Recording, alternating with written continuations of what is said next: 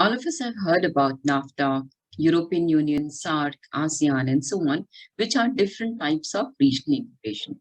So this session will help you in understanding various levels of regional integration among member countries. Trade between countries result in net gain for all. Therefore, to engage in trade, most of the countries enter into various types of trade agreements with each other. Such trade agreements between countries can be classified into 5 levels, which are free trade agreement, customs union, common market, economic union, and political union. When two or more countries sign a free trade agreement, there is no restriction on trade of goods and services among member countries. USA, Canada, and Mexico are signatories to North America Free Trade Agreement, or NAFTA, now known as USMCA. As you can see in the diagram, if country A, B, and C are signatories to a free trade agreement, then there is no restriction on trade of goods and services between them.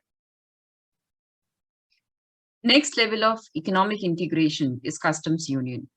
In case of customs union, all member countries have all features of FTA, which means that they do not have any restriction on trade of goods and services.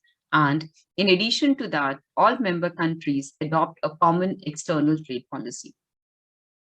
All member countries will have similar import duties for import from non-member countries, and other rules and regulations for international trade will also be identical.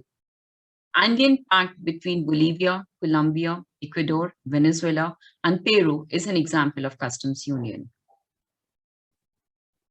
In this diagram, if A, B, and C are part of customs union, then there will be free trade between these three countries. Also, regulations for trade with non-member countries, say X, Y, and Z, will be same for all of them. For example, if import duty is 10%, then A, B, and C will levy the same duty on import from non-member countries. In case of common market, there is no barrier to trade between member countries. All member countries have common external trade policy, and there is free movement of factors of production. Example of common market is Mercosur, which is a trade bloc between Brazil, Argentina, Paraguay, and Uruguay. As can be seen in the diagram, A, B, and C have free trade agreement, common external trade policy, and there is no restriction on movement of factors of production. The next level of economic integration is economic union. Economic union involves free flow of product and factors of production between members, adoption of a common external trade policy, common currency, and in addition, a common monetary and fiscal policy. European Union is an example of economic union.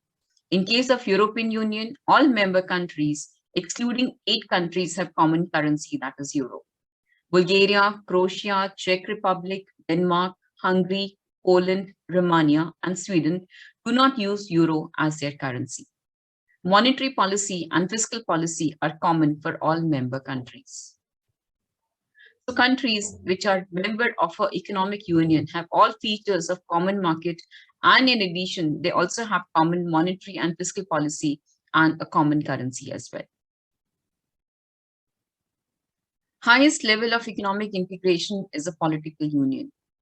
In case of political union, all member countries have all features of economic union, and in addition, also have a common political administration. The EU is headed towards a least partial political union, and the United States, United Kingdom, and UAE are example of even closer political union. So this diagram represents highest level of economic integration, in which all member countries have all features of an economic union and also have a common government. Hope this video helped you in understanding various levels of regional economic integration. Keep tuned in for more such videos in the area of international business. Thank you once again.